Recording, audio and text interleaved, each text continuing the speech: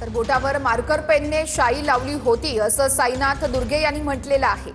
निवडणूक आयोगाचा ढिसाळ कारभार समोर आलाय असंही साईनाथ दुर्गे यांनी म्हटलंय। अनेक ठिकाणी मतदार केंद्र ही हलवण्यात आल्याचा देखील गंभीर स्वरूपाचा आरोप दुर्गे करतायत। पदाधिकारी कार्यकर्त्यांना सतर्क राहण्यास सांगितल्याचं सुद्धा साईनाथ दुर्गे यांनी म्हटलंय।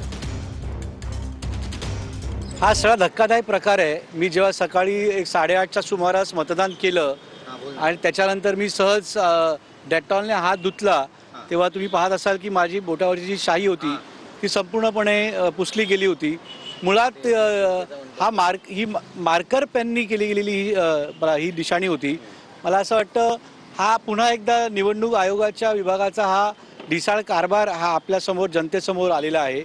आता मार्कर पेन कशाला वापरतात देव जाणे, आणि याच्यामध्ये मला समजत नाहीये की चौकशी करणार, रिसर्च करणार काही गरज नाहीये। हा बेसिक आहे।